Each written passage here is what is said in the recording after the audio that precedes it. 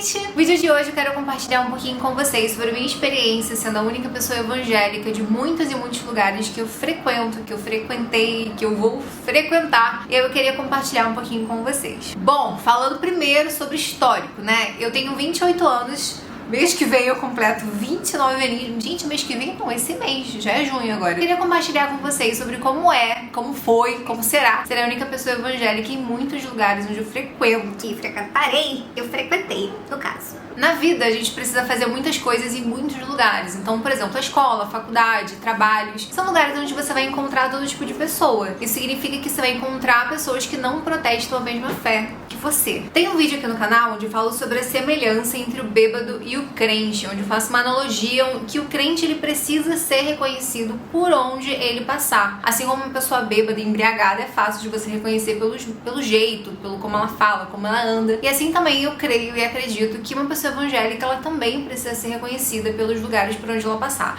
E não é esse negócio que eu vou chegar gritando: sou evangélica, hein, galera? Evangélica aqui. Oi, tudo bem? Evangélica, minha blusa evangélica escrito. Não é isso que eu tô querendo dizer pra todo mundo. Quando eu digo que a gente precisa ser reconhecido, é que as nossas atitudes precisam demonstrar a fé que a gente tem. Precisa ser um espelho daquilo que a gente acredita. Vendo aí 28 anos nessa fita, aqui nessa terra, a gente encontra todo tipo de pessoa, né? Eu posso dizer que eu nunca sofri preconceito verbal de alguém falar que você é evangélica e tudo mais. Nunca sofri esse tipo de preconceito. Mas sim, já senti olhares estranhos, já vi a galera fazendo, né, caretinha, alguma coisa do tipo, quando eu falei que eu era evangélica. E aí, como que isso funcionou, por exemplo, pra mim na escola? E engraçado que, não sei como é que pra vocês, inclusive, coloquem aqui nos comentários. Eu queria compartilhar um pouquinho sobre como é o contexto de pessoas que eu convivo, né, e que eu convivi na minha vida. Então, na escola, por exemplo, a galera já sabia que eu era evangélica, a gente já tinha conversado. Quando tinha um evento na igreja, eu convidava os meus amigos. Então, era de conhecimento de todo mundo que, né, Bruna é evangélica, né? Ela é uma pessoa que vai à igreja, ela convida a gente, enfim. Mas uma coisa que era uma reação muito natural era toda vez que alguém tava perto de mim, alguém que xingava muito, falava muito palavrão, quando falava perto de mim pedia desculpa.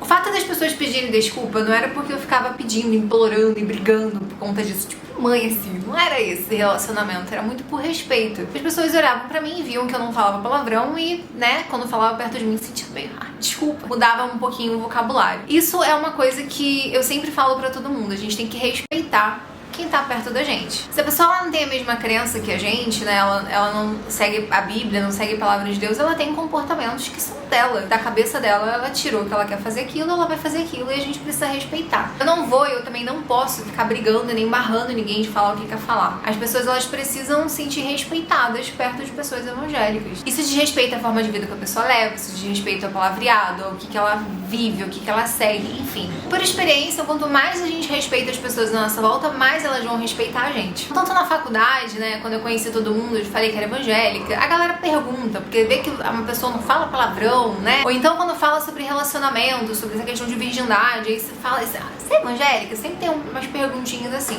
De uma forma geral, tudo à nossa volta tem que ser um espelho da nossa fé, daquilo que a gente acredita, daquilo que a gente ouve na igreja, aquilo que a gente pratica fora da igreja, aquilo que a gente lê na Bíblia, aquilo que Deus fala no nosso coração e aquilo que a gente está praticando. As minhas redes sociais, por exemplo, precisam ser um reflexo da minha fé. Então, se eu tenho hoje um Instagram, um TikTok, se eu tenho, enfim, qualquer rede social, eu preciso demonstrar através dessa rede social a minha fé. Isso quer dizer que se eu não falo palavrão, se eu não xingo, se eu não faço fofoca, se eu não, enfim, se eu não faço um monte de coisa, eu preciso refletir isso em alguns lugares onde as pessoas vão ver sobre mim. Então, por exemplo, essa geração aí do TikTok, né? Tem muita galera jovem. Se você é um adolescente que tá no TikTok, por exemplo, o seu TikTok não pode ter palavrão. As músicas que você usa não podem ter palavrão. Por quê? Você fala palavrão? Quando você tá ali com o seu pastor, você fala palavrão com o seu pastor? Você fala palavrão com os seus pais? Se não, é porque é um comportamento que você também não pode fazer na frente de todo mundo só porque é moda, só porque a galera toda acha engraçado, só porque vai levar você a ter mais seguidores. É um comportamento onde você precisa refletir exatamente aquilo que é a vontade de Deus. Uma coisa que eu sempre falei muito com os meus adolescentes na época que eu trabalhava com eles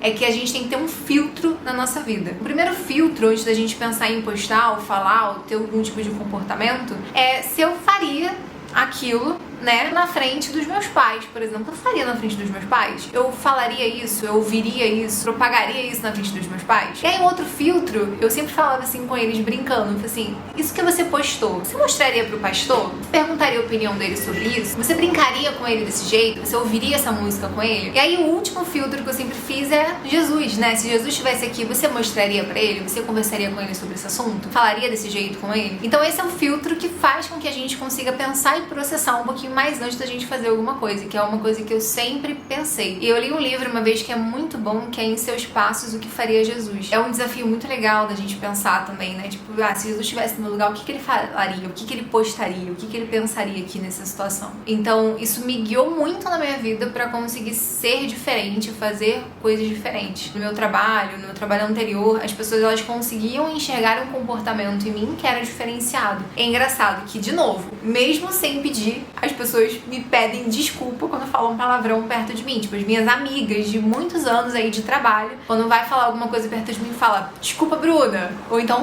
pede desculpa, porque entende que eu não sou daquele jeito, não falo daquela forma. Por mais que eu respeite, eu não peça pra ninguém parar de falar, Mas o assunto que cheguei. é uma questão de respeito mesmo. E, de novo, se você respeita as pessoas vão respeitar você. Uma coisa super importante que me marca muito é que, muitas vezes, você e eu seremos as únicas bíblias que algumas pessoas vão ver, que algumas pessoas vão alcançar. Muitas vezes a pessoa, ela nunca vai ter um contato com uma igreja, nunca vai ter contato com a palavra de Deus através de uma bíblia, ela nunca vai num culto, em qualquer lugar que seja. E, às vezes, a sua vida é a única bíblia que aquela pessoa vai ver. Muitas vezes a sua vida, o seu testemunho, o seu comportamento serão as únicas coisas que aquela pessoa vai ter contato na vida. Quando essa pessoa for refletir a respeito de uma pessoa cristã, de um modelo cristão, e pensar na sua vida, será que ela vai conseguir indicar alguma diferença? Será que vai ser impactante para que ela olhe para sua vida e fale, cara, essa pessoa evangélica aqui, ela é uma pessoa aqui que eu confio. Se todo mundo evangélico for desse jeito aqui, eu confio nos evangélicos. Não aquela má fama, né? Que muita gente fala, porque evangélico é isso, evangélico é aquilo. Não. Será que você é uma boa referência de uma pessoa evangélica, por exemplo? Será que eu fui uma boa referência de pessoa evangélica quando eu penso no todo histórico?